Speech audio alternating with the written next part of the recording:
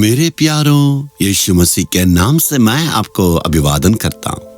England देश में एक गांव पाया जाता है। उसे गांव को मैनस्टन कहते हैं। बहुत ही सुंदर एक गांव है। आप सोच रहे हैं यहाँ क्यों आए हैं? 100 साल के पहले स्मिथ विगल्सवर्थ ऐसे प्रभु के दास थे। परमेश्वर ने उन्हें अद्भुत रीति से इस्तेमाल किया। उनका जन्म भूमि है ये, और उस गांव से 2 मील की दूर में ये पहाड़ है। इसको उन्होंने प्रार्थना करने के लिए इस्तेमाल किया। इस पहाड़ पर चढ़ के उन्होंने चलकर, टहलकर और प्रार्थना किया है, और इधर उधर जाके प्रार्थना किया। इस कारण से यहाँ पर देखने के लिए आए हैं। यहाँ ब्रेडफोर्ड एक जगह है, उसी पर उन्होंने सेवा किया। वहाँ की कलीसिया का वो सेवक रहे, वहीं पर उन्होंने सेवा की। उसके बाद पूरे विश्व भर में प्रभु ने उन्हें पूरा इस्तेमाल किया। 1947 में वो परमेश्वर के राज्य में गए। परमेश्वर के लिए उन्होंने बहुत बड़ा बड़ा कार्य किए हैं। उनकी सेवा में प्रभु उन्हें अद्भुत रीति से इस्तेमाल किया। उनके द्वारा मरे हुए 23 लोगों को जिलाया। अभी उनका पोती का बेटी यहाँ सेवा करती है, और उनसे मिलने के लिए परमेश्वर ने हमें बहुत बड़ा अनुग्रह दिया। आज आप परमेश्वर का वचन के लिए इंतजार कर रहे हो। योएल 2 अध्याय का 26 वचन। और मेरी प्रजा की आशा फिर कभी ना टूटेगी। प्रभु आपसे कहता, मेरा बेटा, मेरी बेटी, तुम्हारी आशा कभी ना टूटेगी। आपको परिस्थिति को देख के लगता है क्या मैं लज्जित हो जाऊंगा? प्रभु कहता है, तू मेरी प्रजा, इसलिए तू कभी भी लज्जित नहीं होंगे। तू मेरा बेटी, तू मेरा बेटा, और तू मेरा परिवार है। इसलिए परमेश्वर कहता, कभी भी तू लज्जित ना होगे। इसका मतलब यह है आपका जीवन में प्रभु चमत्कार करने वाले हैं। विश्वास करें, प्रभु आपको लज्जित होने न देंगे। स्मिथ विगल्सवर्थ के जीवन के चरित्र को पुस्तक में पढ़ा है। उनके सेवा में परमेश्वर ने बहुत बड़ा चमत्कार को किए। एक वक्त सेवा से जब लौटे थे, उन दिनों में वो पोस्ट कार्ड इस्तेमाल करते थे। इसलिए उनका पोस्ट बॉक्स में एक कार्ड था, उसमें लिखा हुआ था, मेरे बेटी की स्थिति बहुत गंभीर है, आप आके उनके लिए दुआ करना है। उस पोस्ट कार्ड को उन्होंने देखा, तब परमेश्वर ने उनसे प्रार्थना किया, तू जाके उनके लिए प्रार्थना कर। रात का वक्त था। उन्होंने अपने कार को निकाले, उस पोस्ट कार्ड में जो पता लिखा हुआ था वहां पर आके पहुंचे। वे आते आते इतना रात हो गया है। उस वक्त में उस घर में देखे थे, उनका फैमिली डॉक्टर उस कमरे से निकले।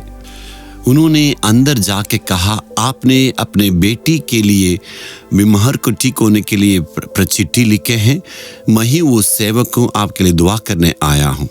तब उनके माँ बाप, भाई बहन, सारे रिश्तेदार उनको एक कमरे में ले गए। वहाँ पर एक जवान बेटी, मानो वो जैसे मर रही है, आखिरी सांसें वो ले रही थी। ये स्थिति को देखने के चलते किसी को हिम्मत नहीं आया। उनके माँ बाप और सारे लोग वहाँ इतना रो रहे थे। इसलिए प्रार्थना करने, विश्वास करने के लिए वहाँ किसी की मानसिकता नहीं है। सेवक ने कहा, आप सब इस कमरे से निकल जाएं, मैं उस बेटी के लिए प्रार्थना करना चाहता हूँ। सेवक ने कहा, सारे लोग बाहर निकल जाइए।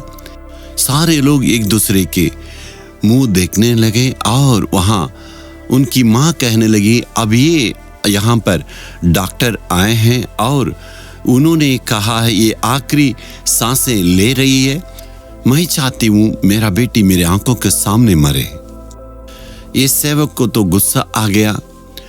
उन्होंने कहा, आपने यहाँ पर प्रार्थना करने के लिए बुलाए और आपका बेटी को चंगा करने के लिए हमें बुलाए हैं।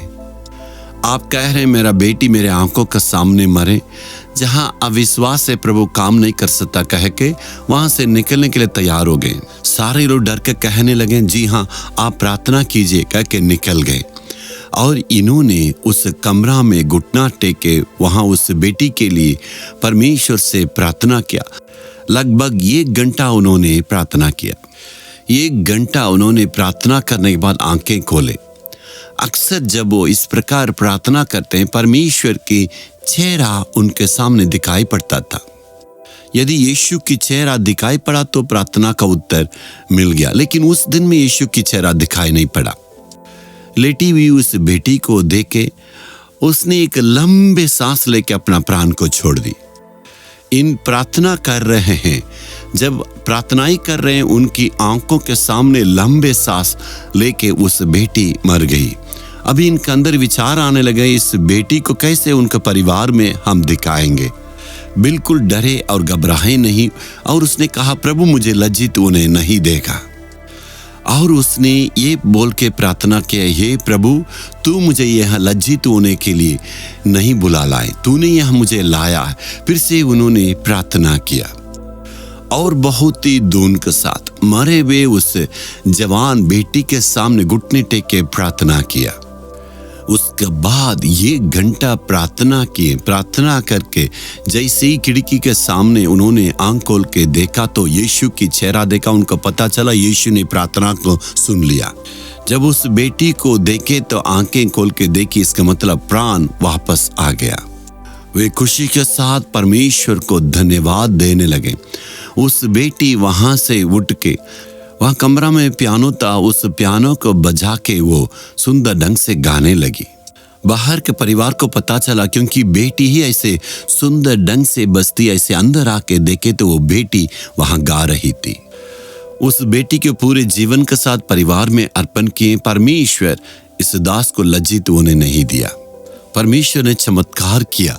वहाँ पूरे परिस्थिति बदलने के बावजूद प्रभु उन्हें लज्जित होने नहीं दिया। प्रभु उनकी प्रार्थना को सुना। आपका जीवन में भी आप इतना प्रार्थना कर रहे हैं, लग रहा ना परिस्थिति कुछ बिगड़ रहा है, आप लज्जित हो जाएंगे, लग रहा कभी भी घबराए न। प्रभु ने वादा किया, मैं तुम्हें लज्जित होने नहीं दूंगा। प्रभु कभी छोड़ेगा नहीं। इन सारी बातों में चमत्कार होगा। क्या विश्वास करते? हाँ प्रभु, आज मैं विश्वास करता हूँ। हे प्रभु तू मुझे लज्जित होने नहीं देगा। आप बोलेगा, हे प्रभु तूने मेरे लिए वादा किया, स्तुति हो। हमें और सबको लज्जित होने नहीं देंगे। तूने वादा किया है, उसे पूरा करता है। मैं पूरे दिल से विश्वास करता हूँ तू चमत्कार करता। लज्जित होने के बदले में 2 गुने आशीष हमें देता है। स्तुति वो यीशु के नाम से आज ही चमत्कार होना है। आमीन आमीन। Jesus redeem Hindi YouTube channel को सब्सक्राइब करें। सब्सक्राइब बटन पर क्लिक करें और बेल आइकन को भी क्लिक करके हर दिन की नई कार्यक्रमों की जानकारी प्राप्त करें।